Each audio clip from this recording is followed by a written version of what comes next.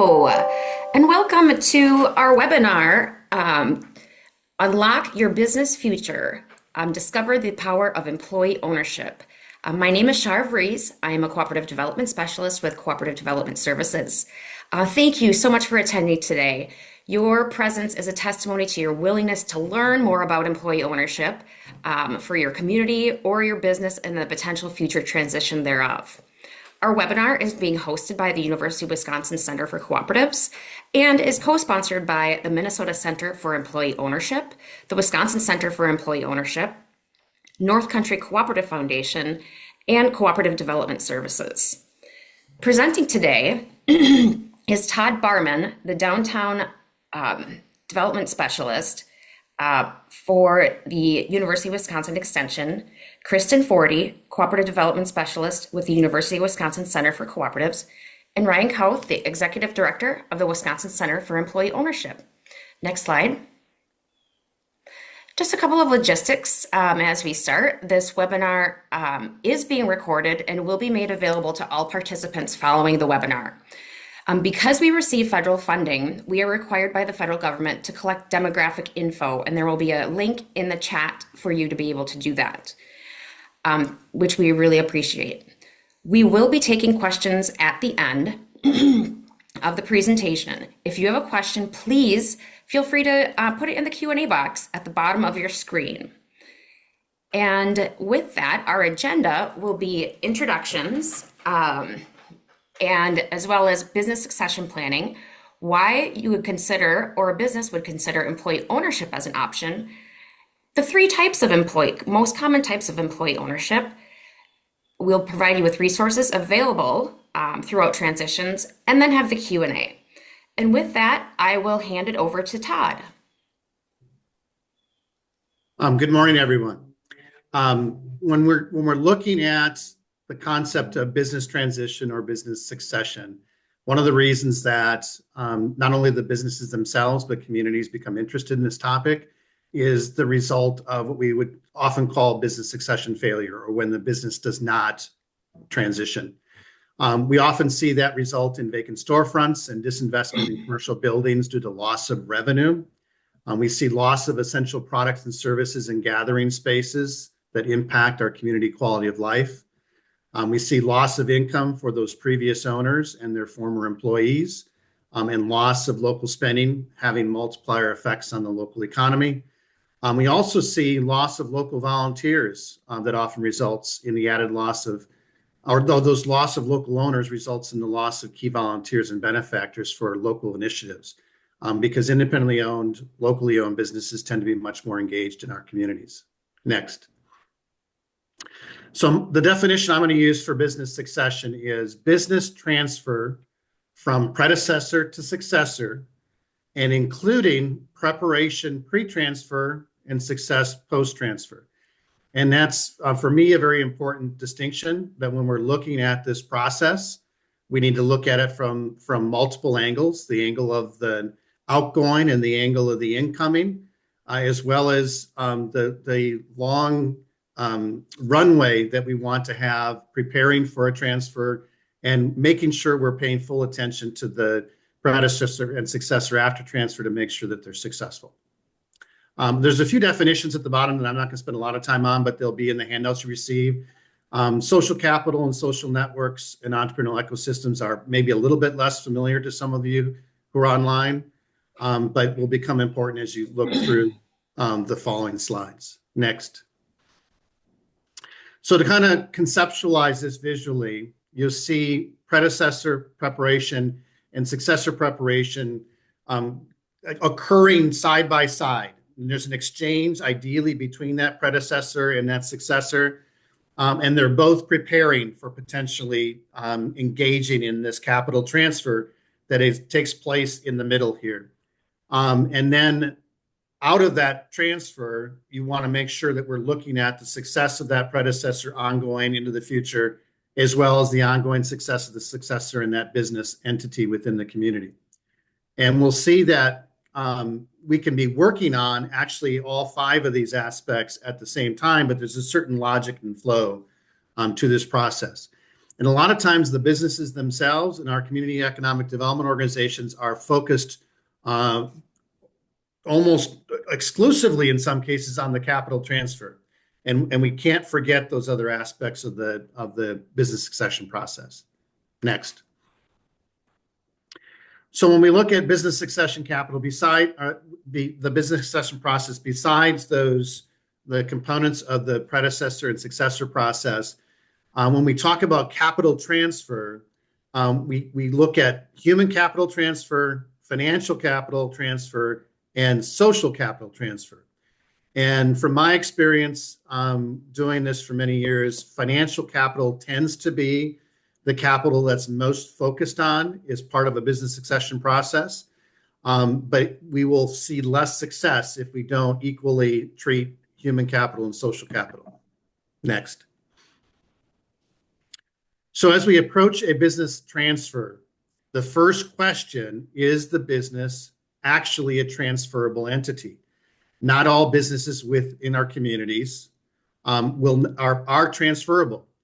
If the business is not dependent on a specific individual with skills or relationships that cannot be transferred, then we have the potential to transfer that business. Some businesses are so tied or vested into the personality of a single entrepreneur that there really is, once that entrepreneur leaves the business, there really isn't a business left. The second aspect of transferability is whether the business generates sufficient cash flow for both market compensation and return on investment for both the predecessor and successor. A lot of our businesses are maybe in a state where they're struggling and do not have high cash flow. In fact, they may be in a negative cash flow situation. And that's why they're thinking about getting out of the business. That does not make for a saleable or a transferable entity. So often within community economic development, if the business is not transferable, we default to what I like to call storefront succession, where we're looking to facilitate the exit of one entrepreneur and the entry of another entrepreneur. But that's a whole different training program. Next. So for those businesses that are transferable, we, as a predecessor and as community development organizations supporting the process, we need to look at who those potential successors are. Traditionally, and I think still in a lot of cases, the penultimate is to have those businesses transfer within the family, although research shows that succession processes or succession option is declining due to changes in our society, and non-family transfers are growing. Non-family successors fall within categories of upper or middle managers within the business, groups of employees, and I want to tag that one here because it relates to our later conversations in this webinar, which is a worker cooperative is a way for groups of employees or other forms of worker employee-owned structures for groups of employees to become owners. You can have single customers or groups of customers buy into a business. It could be a friend or neighbor of that particular entrepreneur. Strategic purchases, such as a competitor, a similar nearby business or supplier. In some cases, businesses are donated to a local charity or nonprofit. So in the absence of any of those potential successors, businesses often just close their doors and liquidate. Which is the default case in the absence of preparation, again, necessitating storefront succession. Next. So I want to focus here. I think I'm doing pretty good on my time allotment. When we look at the elements that I've introduced, the succession concerns on the left, which are that predecessor preparation all the way through predecessor success, we want to evaluate opportunities to improve the process across then the three capitals of social, financial, and human capital. And so we can think about this as a bunch of boxes that the more we can check off, attention and treatment of these boxes, the more successful we'll be. Next. So taking these one at a time, and I'm not going to go through all these details, But I wanted to focus on a few of them to give you a sense for what areas of preparation and succession process we can facilitate. Let's just take social capital first. Under predecessor preparation, part of this includes capturing customer information. In some cases, some businesses transfer or are sold purely for that customer list. The more annotated, the better. We want to improve our marketing. We want to map, operate, manage, and prioritize and improve our social networks so that we can transfer those social networks. Also within social capital is the concept of balancing work life and selecting a successor. So all of these are areas of focus for a business that is interested in transferring or selling their business to a successor. If we look at the transfer itself, we need to actually formally plan for transferring that social capital and integrating social networks. And then looking at predecessor success on the back end, assuming an advisory role is not only valuable for the outgoing entrepreneur, the outgoing predecessor for that business, because it keeps them engaged, keeps them interested, gives them a balance to work life, but it also assists them in supporting successor success. We want to help predecessors establish new social networks and mentor entrepreneurs. Next slide. And again, as I had pointed out, financial capital is probably where a lot of the attention often falls within the succession process. And a lot of these are probably going to be a lot more familiar than the items I identified in social capital. But when we look at predecessor preparation, we want to first clean up the business financials. It's very hard to put a value on or sell or transfer a business if we don't understand where the business is at financially. It's also hard to improve the financials if we don't know the financials. Appraising the business, investing in retirement. A lot of our entrepreneurs, business owners within our communities are hoping that the business itself will be their retirement fund. That's not good investment in retirement planning. Entrepreneurs should be budgeting and planning from day one a retirement fund. That sale of the business will just be frosting on the cake. We also, if our primary intention is to have the highest sale value, then we want to create successor competition.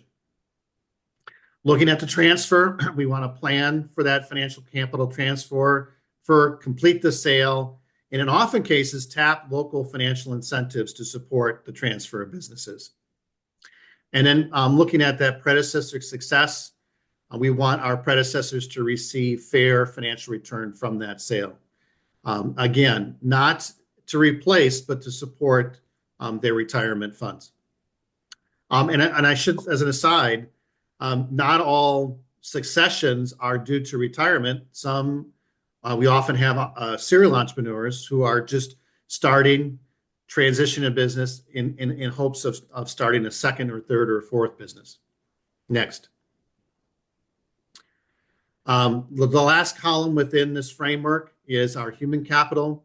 So predecessor preparation within this area is to document operations, engage, develop employees, delegate. So we're building that capacity and select a successor. This is particularly key when we're looking at employee ownership strategies, to engage those existing employees, to delegate responsibilities so they build capacity, all clear preparation. You can't transfer operations, which is what the business, the retail floor strategies, for example, how the business actually operates differently than its competitors. If you don't document that, you can't transfer that. To understand that best, think of chains and franchises, where if you are setting up chain stores, or if you are buying into a franchise, you are essentially buying into those standardized operations. Transfer involves planning for that human capital transfer, trying to maintain business as usual or better, and transferring those operations in a way that ideally retains valuable employees. And again, to tie to our upcoming discussion about employee ownership, the best way to retain those valuable employees, of course, is to have them buy into the business. And then lastly, under predecessor success is to have that predecessor start a new venture, whether that be a professional venture or another personal venture or adventure. Next. So this is my last slide. And for me, it's one I've used for many years in my work supporting downtown development. But I consider these 7 key business practices not only for succession and preparing businesses for succession, but these are 7 key practices for overall business success. If you practice this early on in a business and all the way through its tenure, the business is going to be more successful and be ready for transfer and sale, and it's going to make the business more valuable. So number one, and these are going to sound familiar based on the matrix I just went through, but one, you want to detail the business processes, which ties into that human capital. But by detailing the business processes, we can improve those processes and we can actually then have something documented that we can transfer. Number two, engage those employees. By engaging those employees, they'll be better employees, offer better customer service. They'll be able to help improve the business. But again, in terms of looking at successors, engaged employees are a great pool of potential successors. 3, set those financial goals and clean up the financial statements. Again, without those cleaned up financial statements, you can't improve the bottom line and you can't document the value of the business for sale.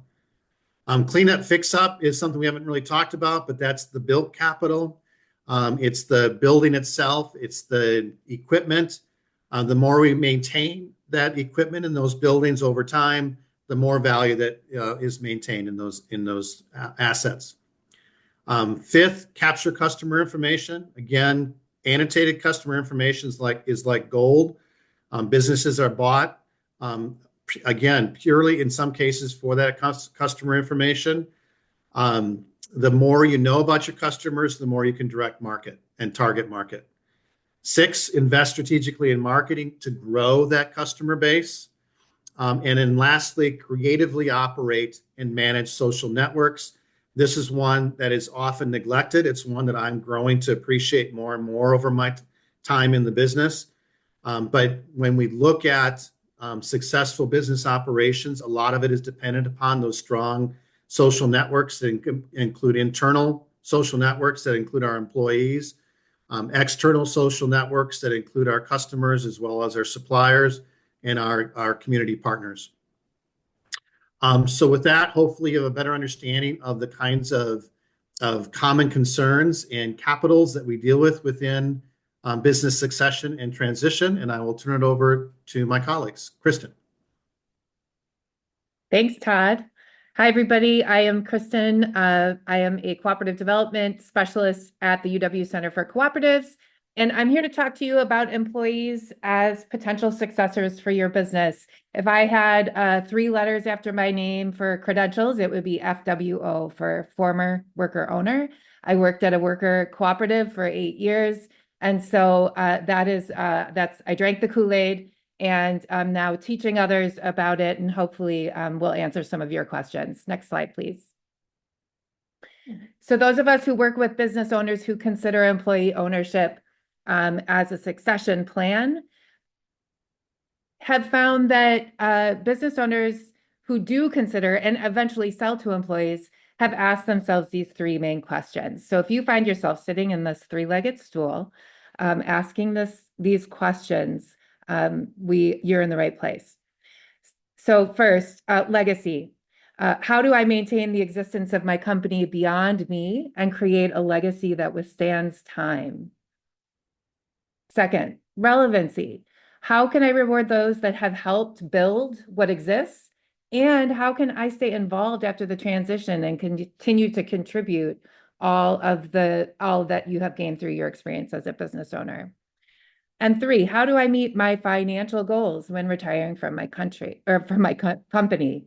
So legacy, relevancy, and financial impact tend to be 3 themes that we find business owners who have sold to employees really sit with before their transition. Next slide. So we're going to talk to you about 3 forms of employee ownership today. Employee stock ownership plans, or ESOPs, tend to be the most well-known and are the most common.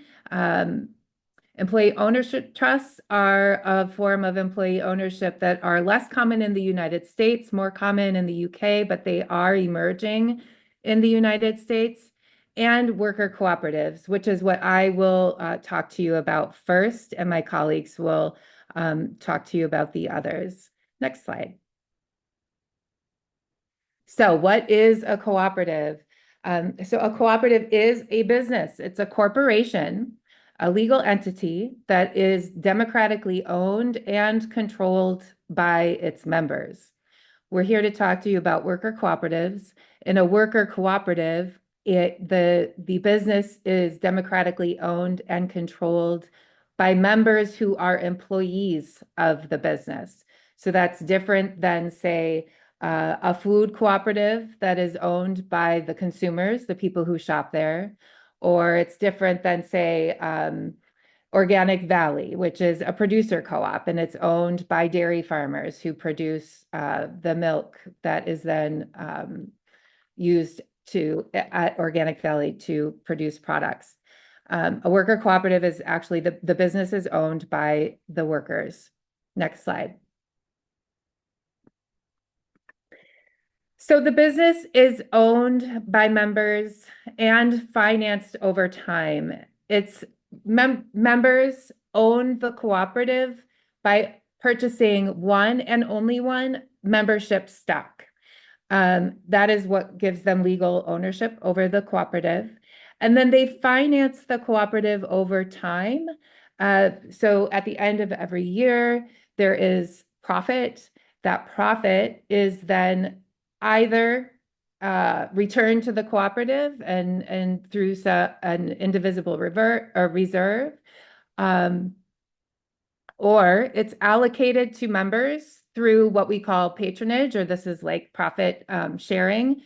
Patronage is allocated to members, and every cooperative will have a different formula used to determine how patronage is distributed to its members.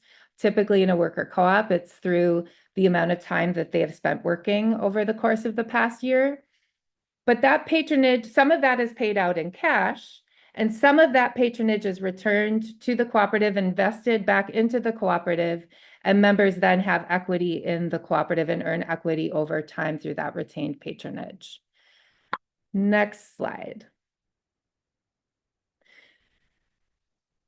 So what do we mean by democratic control over the cooperative? Well, members democratically control the cooperative by exercising voting rights that come with membership. As I said, every member owns only one membership stock. And so every member, what the mantra in cooperatives is one member, one vote, meaning that members cannot own multiple stocks, therefore giving them more voting power. Every member has one vote in any membership voting matter. Next slide. So what is a voting matter may be a question. Not every decision at a cooperative is a membership voting matter. Cooperative governance you see in this chart, this is a way to show how governance in a cooperative works. And in a worker cooperative, it really is a circle like this. So I'm going to actually start on the bottom with number 4. In a worker cooperative business, an individual is hired as an employee. They are not automatically a member of that cooperative. every cooperative will have different criteria that is written into bylaws that will determine what makes an employee eligible for membership.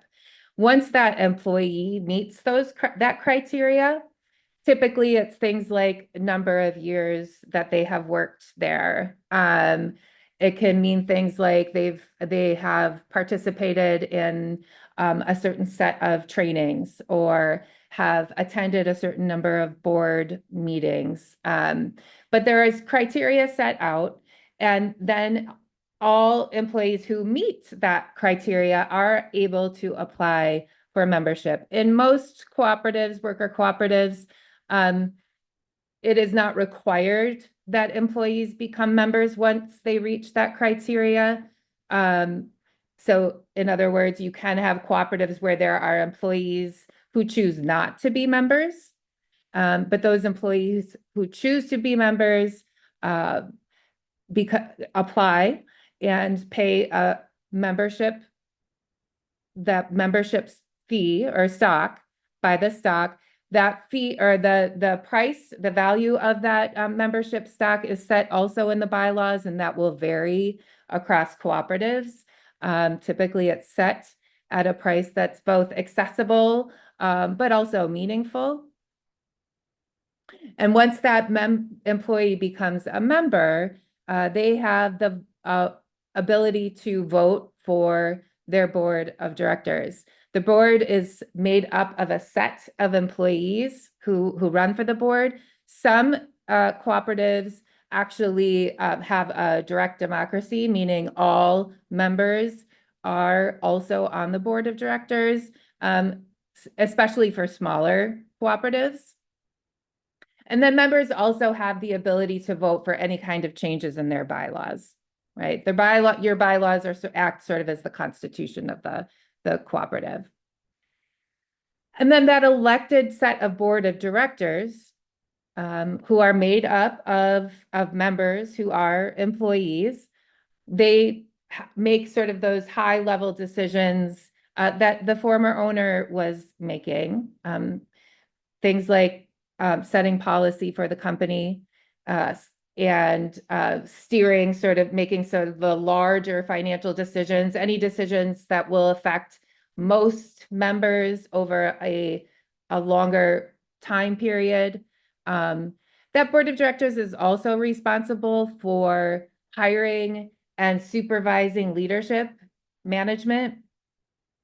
And then management, so there's, a board of directors is not managing the company. There are employees who are managing, carrying out the day-to-day operations and, supervising other employees or the operations of the business.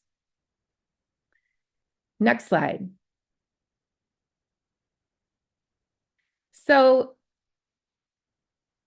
I would just want to talk about a few of the benefits of employee ownership that I referred to, especially in that three-legged stool. So the idea that this is a way to create a lasting legacy for selling owners.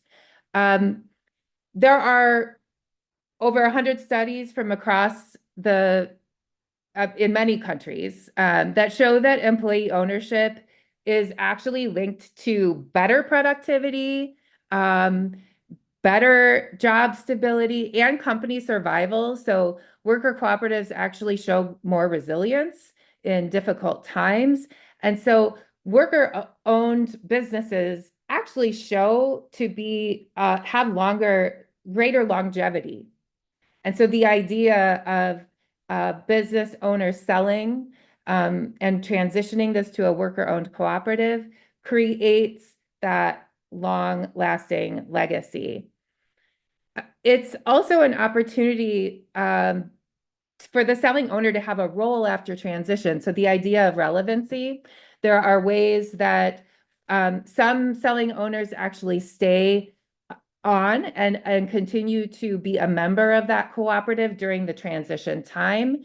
And so in order to transition all of the knowledge that they have gained as the business owner, Some cooperatives, while the selling owner may actually exit, they can retain a place on the board for a certain amount of time, especially if they still have money invested in the cooperative, so they can act as a board member. And so that idea of relevancy, there is a place for selling business owners even after the transition. It also rewards employees for their role in the business. So not only do employees have the ability to take on roles that they otherwise wouldn't have thought of taking on, and therefore learning, taking up, building their skill set, because employees have say and actually decision-making power in the business, it tends to increase employee engagement, productivity, and retention. It becomes a very worker-friendly place. One cooperative that I have worked with, just 1 year after employee ownership, that transition took place, they saw a significant and meaningful increase in their profit margin. And they attribute that actually to an increased engagement and also seriousness that the employees took in their work. Also, and this speaks again to legacy, it retains services and jobs, wealth, and tax base in your local economy or community and economy.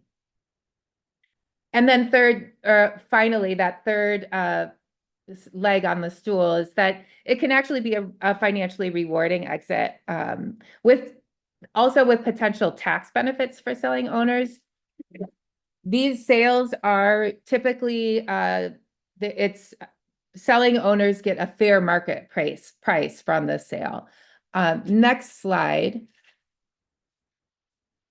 So there is also this potential tax benefit, the 1042 rollover. This is a tax break for selling owners, available to both ESOPs and worker co-ops, more common in ESOPs, but still available to selling owners who sell and transition to worker co-ops. The selling business owner can defer tax on capital gains, as long as you sell at least 30% of the business to employees as an ESOP or worker co-op, and reinvest the proceeds into qualified replacement properties within 12 months of the sale. All right, next slide. So financing the transition. This is an example of a cooperative that continues to operate. It was a transition that took place in 2019. It's a relatively simple, but also fairly typical stack. So this particular cooperative took out a loan with Shared Capital. Shared Capital is a lender who specializes in cooperative financing, lending, and employee ownership. This is so, these loans don't require individuals to put up any kind of personal guarantees, because they understand that worker cooperatives are different. And so in this particular sale, 46% of the financing was through a loan from Shared Capital. And then 52% of the sale was actually financed by the seller. So they took out a promissory note with the business owner, and those terms are there's interest involved, and it's like 5 to 10 years typically to pay off that note. You'll see that it's a very small amount of that circle or that pie that is the equity. So the amount of capital that individual employees are putting up is small compared to the loans and the promissory note. So the cooperative itself is paying for the sale over time, as opposed to individual owners putting up their own money. This is what makes it, right? We oftentimes hear, I have an employee who would be great or to take over the business, but they don't have the financial means to do so. Next slide. checking on time here. Okay, so this is the steps in the transition process. Some similarities to what you heard Todd talk about. The first stage is explore, just really learning about the model, thinking about your own financial goals, assessing interest among stakeholders, in this case, your employees, and determining that there's alignment between a cooperative model and the goals that you have in transitioning. The stage of assessment is really answering that question that Todd was asking, is the business transferable? In this stage, we recommend that you have a valuation done, really look to see what the value of your business is, and then have a feasibility study done to analyze the debt capacity of the business itself so that over time it can pay for the sale of the business. Also looking at any kind of operational gaps that will exist once the business owner exits, and determining a structure that will meet the seller and business goals. This is also a place that you would be looking at many of the things that Todd spoke about in terms of sort of that social and human capital. The next stage is structure. So this is where you begin to see some of that simultaneous preparation that's happening between the successor and the predecessor. Establishing, this is if you decide, if at the end of that feasibility study, you see that, over time, the business has the capacity to carry the debt required to purchase the business, and you have enough buy-in by employees, this would be the time when you would be establishing, the successors would be establishing some of these governing documents. So employees, you would form a steering committee that would be made up of employees who elect to do so. And they would begin to form these governing documents. This is also where technical assistance comes in. So a person like myself or Shar, who is on the call from Cooperative Development Services, we provide technical assistance to businesses as they're in this process of writing their bylaws and making those important decisions, like what is the membership criteria? How do we set up our board of directors? What is our governance system going to look like? How do we set up our new system, our decision-making systems? So we take some time to actually really understand all of those decisions that are going into the bylaws. Now, on the other side, we're preparing for the owner's departure, and through, what duties can be delegated, how are we restructuring the operations and management, and is there going to be any hiring that needs to take place? The next stage is complete. This is where we're the employees who will be becoming founding members. They ratify these bylaws and elect their first board, and we're converting and transferring assets. This is where attorneys come in, where all of the articles of incorporation are filed, and we have a new entity. And then this final stage, support, is really important. This is where employees who become members are really taking on a new duties. They are learning new skills. They're understanding what it means to actually own a business and run a business. And this is where, again, folks like Cooperative Development Services and UW Center for Cooperatives comes in, where we can provide support as needed and ongoing, to make sure that the skills that are necessary are being learned. Okay, next slide. So in the follow-up materials that you receive, you will get a link to a video that shows a very brief story of a successful transition. Cooperative veterinary care is a worker-owned cooperative that incorporated a year and a half ago, and they have been very successful, not without challenges, but overall very successful.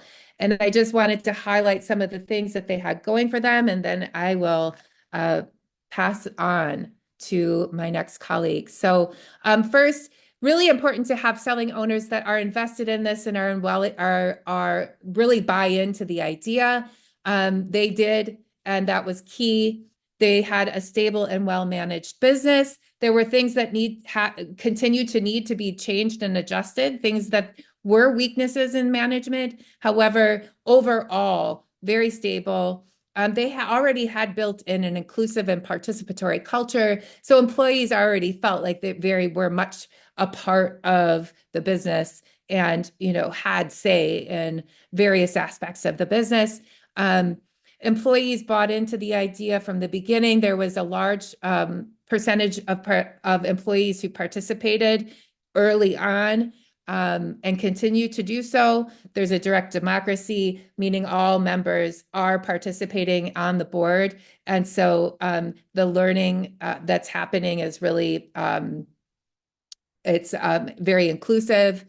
And there was a long on-ramp, meaning the owners weren't like, I'm out of here next year and I'll be down south somewhere in retirement zone. They are still there as members and they are participating, so the transfer of knowledge is taking place over time. And they have invested in post-conversion support, and so I continue to work with them in year 2, and that has been key as well, so that they're making sure to get all the both support and education that they need. Okay, next slide. Moving on. Ryan. Thanks, everyone. I'm going to just briefly touch on 2 other forms of employee ownership. Next slide. The first one is an ESOP, or an employee ownership, stock ownership plan.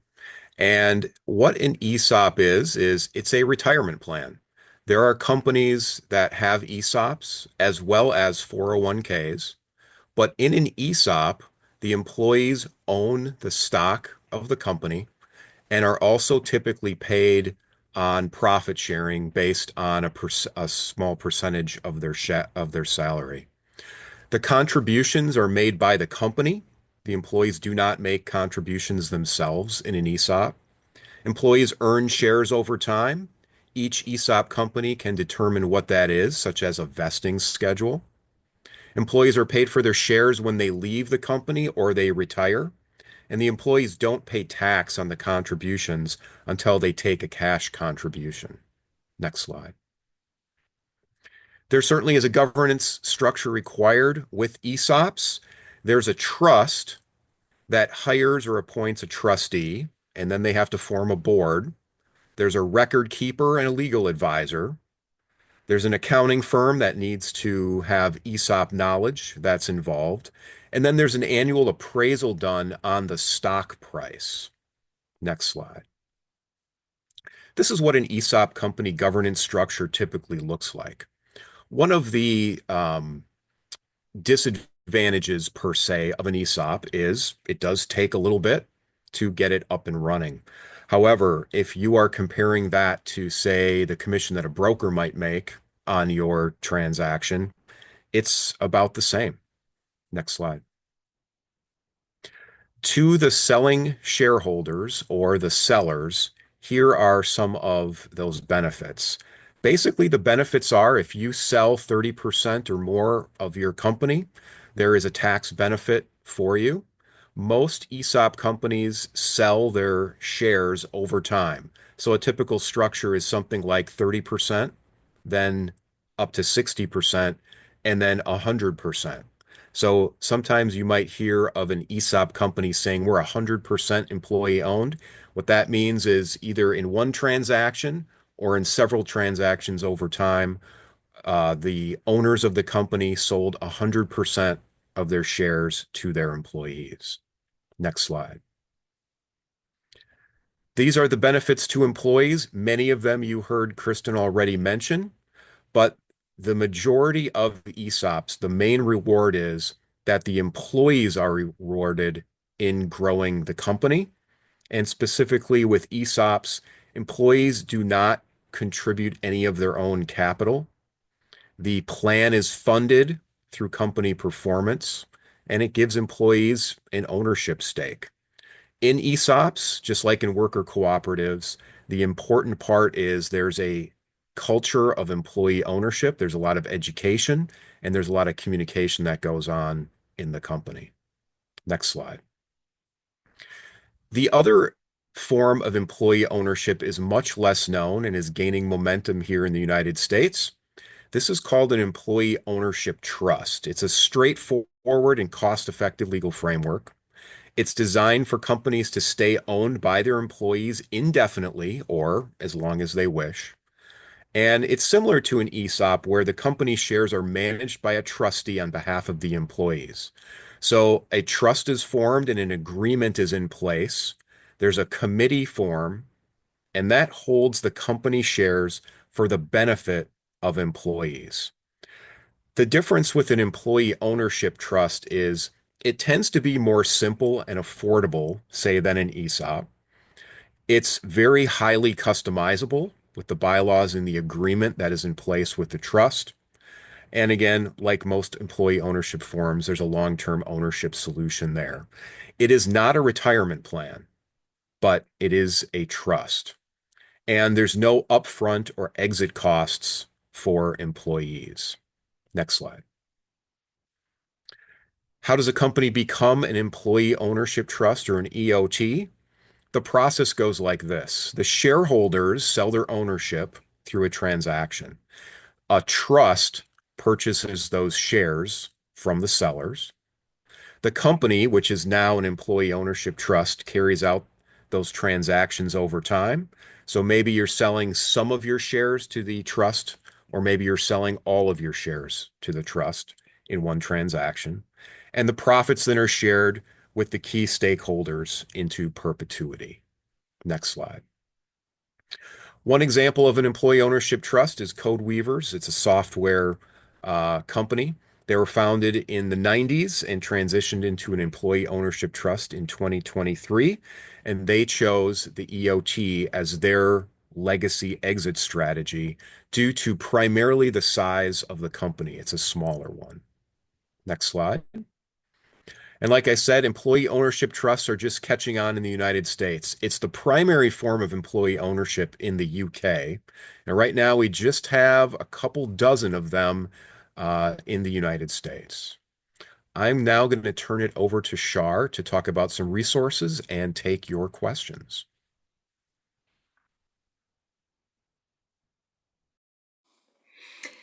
Thank you, Ryan, and thank you, Todd and Kristen, as well.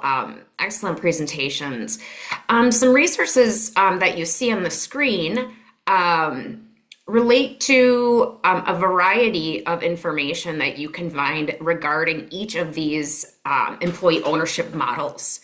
So we encourage you to check out these organizations online by Googling them. And you are always available to contact us as presenters and providers with the information that you see here. With that, next slide. All right. All right, so now is the time for Q&A. If you have a question, please put it in the chat. And we do have about a little over 10 minutes to be able to answer questions. One question that we have here is to all the panelists. The question is, if I sell my business to my employees, can I still work at the company? And I believe that was addressed somewhat. But if anybody wants to elaborate on that. Sure. So the answer is yes. Go. But Kristen, you can No, go ahead. or, Yeah, so with ESOPs and employee ownership trusts, it's very common. And actually, I would say it happens in most cases where the owner stays on and also helps transition the management of the company. With an ESOP, though, keep in mind you now have a board. There's also a trustee involved with an employee ownership trust. There's a committee.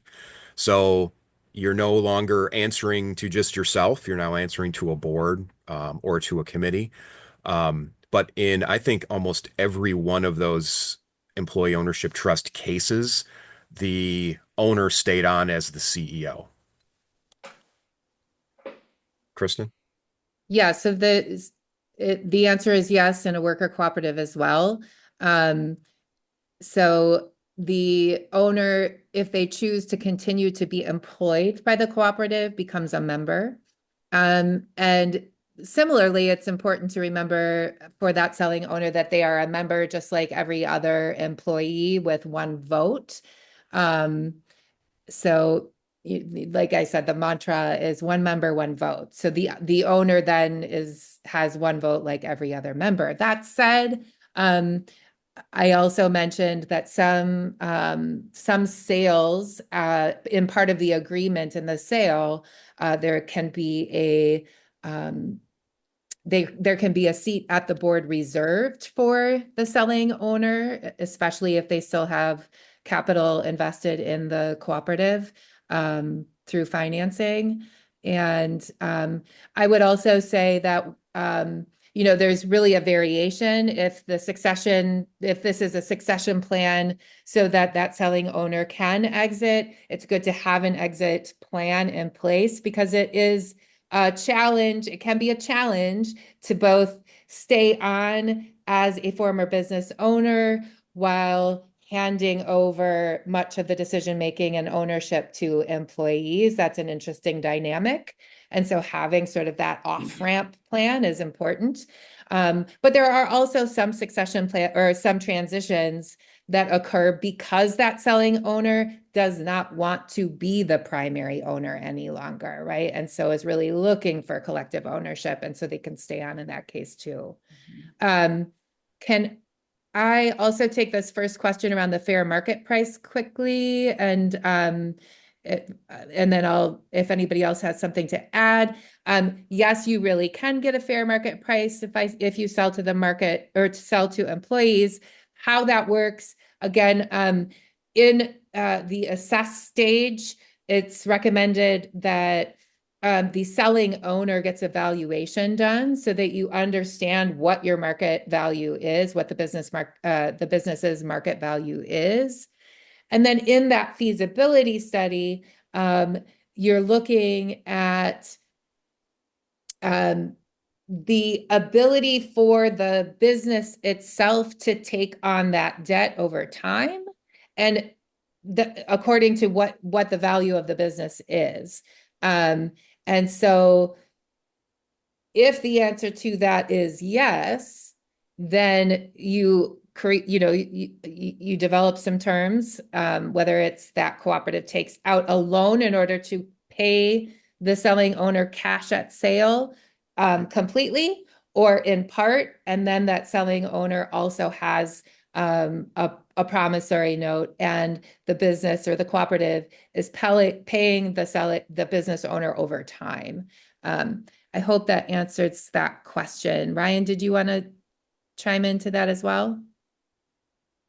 Um, yeah, so in both the ESOP and the EOT cases, a fair market value has to be established before you can move any further.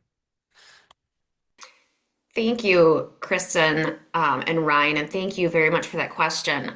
The next question is, are there any industries that struggle to make these options work? Is there a minimum size of a company best suited for employee ownership? Who would like to take that one? Kristen, go ahead first and I can chime in. I'm wondering if the table might be helpful at this point. Comparing the different.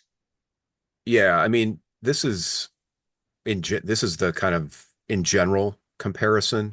Um, ESOPs can be smaller than 40 employees, but we typically say if you are 10 employees or less than 10 employees, you should look at a different employee ownership option than an ESOP.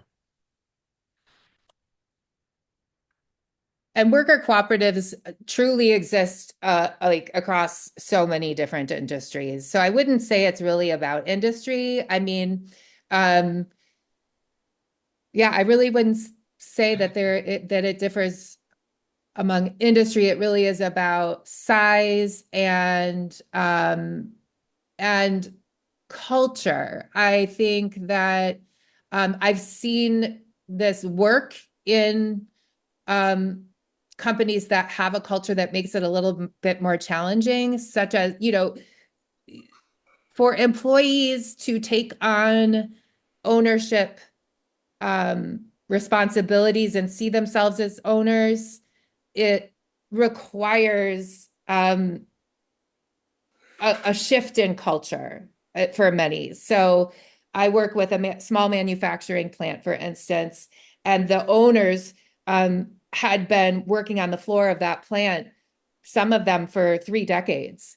And so shifting into, understanding the skills and the thinking that's required in order to make business decisions is challenging, but they've taken it on and they're doing well. But it has been more of a challenge than in another industry where they're really, that all of the employees are already sitting around the table making collective decisions together. There's a difference there. I think I would add that I think in part to answer that question, a lot of it relates to the transferability of the business in general. Right. One of the things that we had listed was not only the fact that it is the bottom line is being met, that you have something financially that you can transfer, but it is that how the business operates in terms of that individual who's kind of been in the lead up to that point, whether it's if it's dependent on a particular person or entrepreneur and their skill set, particularly as it relates to the social capital transfer. I think that can make the process more challenging, but not impossible.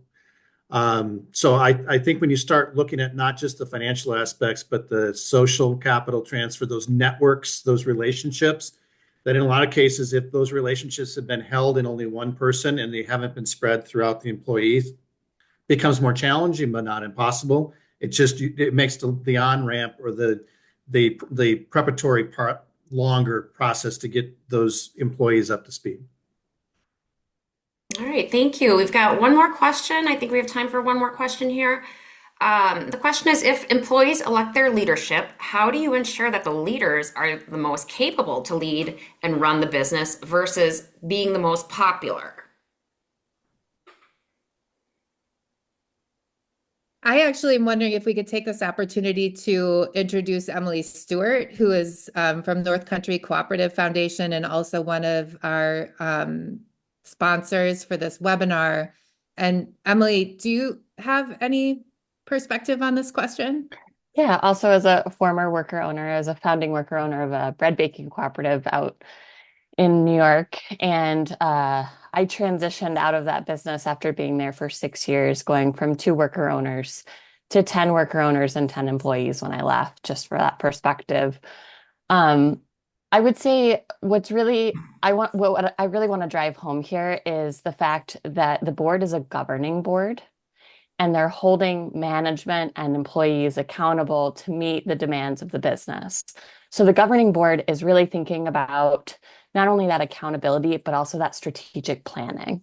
Because in any of these structures, you're really saying that the folks that are working at the business understand the business well enough to make that strategic plan and to hold existing management employees accountable.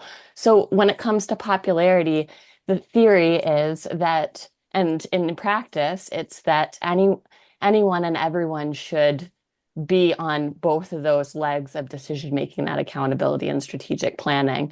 And so they do have the tools, they do have the understanding from being in the business, but you're not mixing up the existing operations of the business, right? You're retaining whether it's a general manager or a director of programs or whatnot. All of the delivery of that goods or services are remaining the same to your customers. So there's no interruption in that. It's really the governing body that you're creating to, again, determine that accountability and strategic planning. I hope I answered that question. Yeah, thank you so much. Just a couple other things related to kind of that question. So feel free for anyone to answer this. How far ahead should a business owner be thinking about succession? And the other question that's somewhat tied to that is the question is, I'm not ready to sell my business quite yet, but what can I do to help prepare my business for a future transition to employee ownership?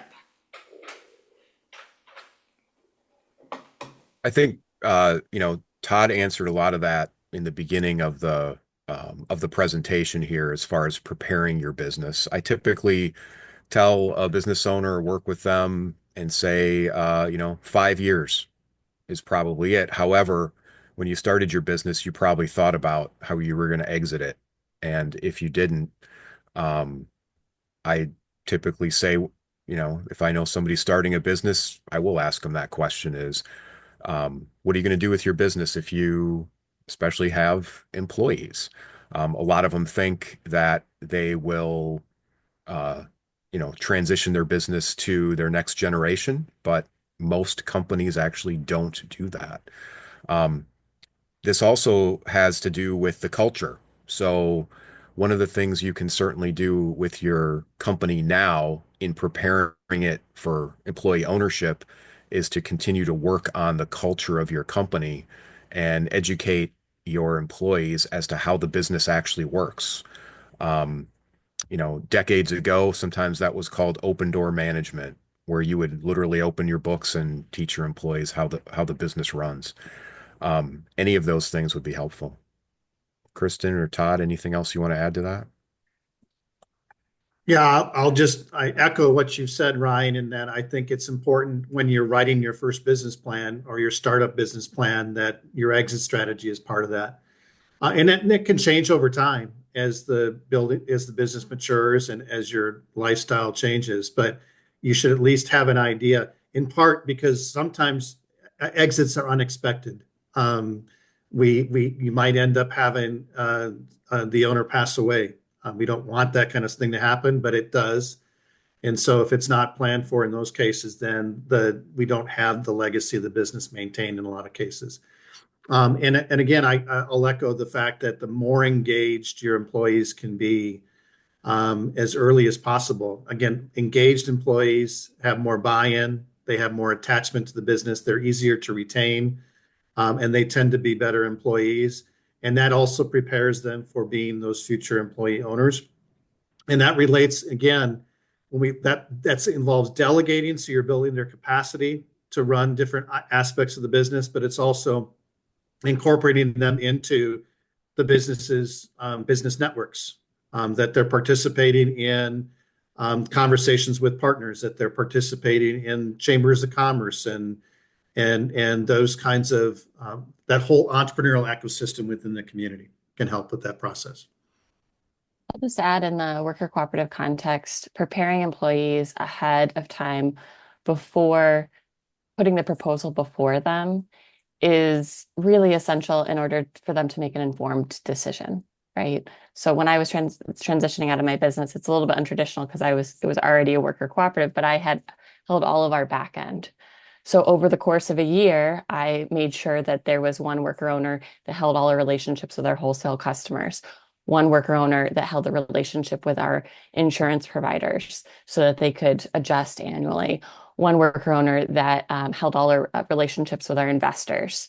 And during that year, they got into my shoes, right? And they built their own relationships. And so when I left the business, they didn't call me, right? They didn't need me because they had the relationships, they understood. But fundamentally, that open book management is super essential, educating folks on the financials of the business and how cash flows, those relationships. When you call your employees together and you present this decision or this question about whether they want to buy it, having them being informed buyers is going to create a buyer of your business that's going to ensure that legacy, that relevancy, and that financial fortitude that you're looking for as a selling owner. Great, thank you all. Well, we are over our time. So thank you to our presenters, Kristen, Todd, Ryan, and Emily. And thank you to our host, the University of Wisconsin Center for Cooperatives, as well as our co-sponsors, the Minnesota Center for Employee Ownership, the Wisconsin Center for Employee Ownership, North Country Cooperative Foundation, and Cooperative Development Services. So thank you again for your attendance, everyone. And we are available in the future if you'd like to connect. Thank you.